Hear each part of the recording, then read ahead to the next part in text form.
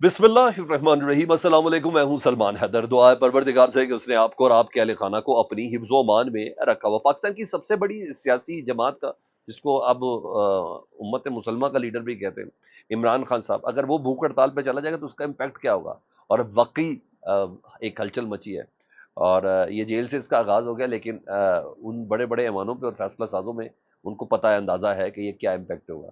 जहाँ उनके पास जुल्म के तमाम किस्म के अंदाज मौजूद हैं और हर तरीके से कोई दकीका फरूगुदाश नहीं रख रहे, तो फिर इमरान खान साहब के पास भी अपने टूल्स हैं। तो ये कितना बड़ा ऐलान है। और ये सिर्फ जेल में इमरान खान की भूख हड़ताल होगी, या पूरे पाकिस्तान में भूख हड़ताल होगी, या पूरे पाकिस्तान में ये कैंप लगेंगे और इसका दुनिया भर में क्या इम्पैक्ट आएगा, ये वाकई एक बहुत बड़ी। जी हाँ, इमरान खान साहब अब तहरीकों के सिलसिले में नेल्सन मंडेला साहब को बहुत ज़्यादा आइडलाइज करते हैं। और ये पेशरफ्त कितनी अहम है, ये डेफिनेटली आपको बताना ज़रूरी है। उसके अलावा आल पार्टीज कॉन्फ्रेंस में इमरान खान साहब ने कोई शक नहीं अपना कद बढ़ाया। उन्होंने कहा मैं, पाकिस्तान का मामला है, पाकिस्तान की सलामती का मामला है, चेस के मुझे बहुत तहफ़्फ़ुज़ात इस ऑपरेशन के हवाले से, लेकिन जो शहबाज शरीफ साहब ने बुलाई है उसमें मैं ज़रूर शिरकत करूंगा। इसका इम्पैक्ट कितना तगड़ा होगा, और ये क्या सिर्फ आल पार्टीज कॉन्फ्रेंस और अज़्म इस्तेहकाम ऑपरेशन तक महदूद है, या कुछ और भी है। इसके अलावा जस्टिस काजी फाइजा साहब के फैसले धड़ाधड़ मुस्लिम लीग नून को और मौजूदा हुकूमत को फायदे पहुंचा रहे हैं। और सर, अब तो ये बात बहुत ही खुलेआम हो चुकी है। आज क्या हो गया है सर, वो जब मैं आपको बताऊंगा आप हैरान रह जाएंगे। उसकी भी कुछ तफसील है, चीज़ें एक के बाद एक आपके सामने रख दूँ। चैनल देख रहे हो तो चैनल सब्सक्राइब कर दें, ताकि मेरा और आपका ये राब्ता रहे। सबसे पहले, आज अडियाला जेल में ना 190 मिलियन पाउंड केस की इमरान खान साहब की समाअत थी।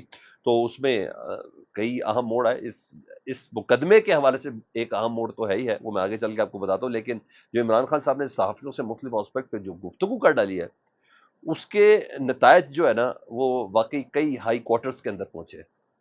जी हाँ, बल्कि हेड क्वार्टर्स तक पहुंचे और बहुत अहम गुफ्तगू की। और एजेंसियों की उन्होंने कहा, अगर अडियाला जेल में मुदाखलत बंद ना हुई, जो इससे पहले भी वो बता चुके हैं कि कर्नल अडियाला जेल को चला रहे हैं, उन्होंने कहा अगर एजेंसियों की मुदाखलत बंद ना हुई तो मैं भूख हड़ताल पर चला जाऊंगा।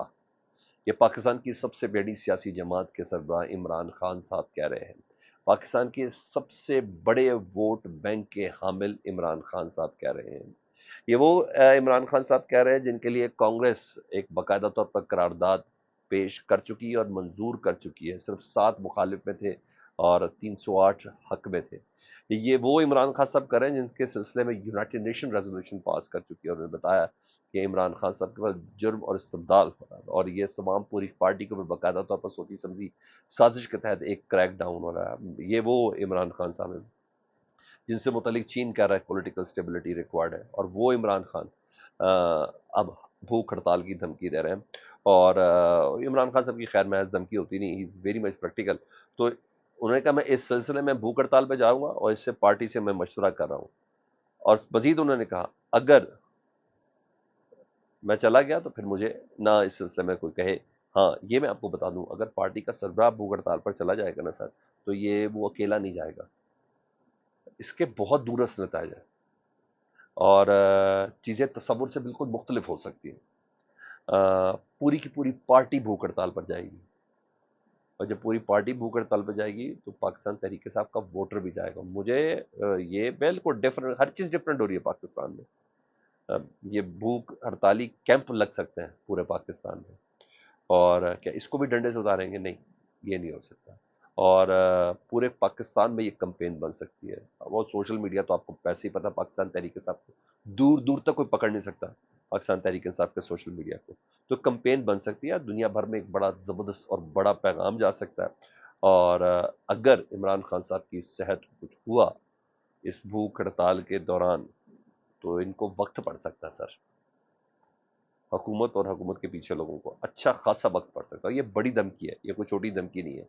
और ये काम भी कर सकती है, ये भी मार्क माई वर्ड्स, ये धमकी काम कर सकती है।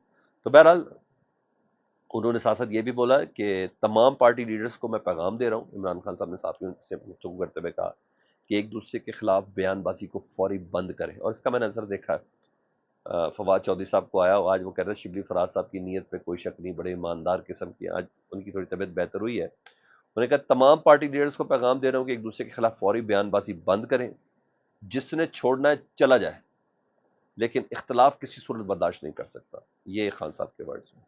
ये जिसने चला जाए, शेर अब्दुल मरवत साहब की भी ना جو 13 تاریخ سے انہوں نے کہا تھا نا میں دوبارہ میڈیا ٹاک شوز میں آ رہا ہوں، انہوں نے کہا ذرا پلیز چھوڑ کے جانے چلے جائیں، پارٹی میں کسی قسم کا کوئی اختلاف میں برداشت نہیں کروں گا۔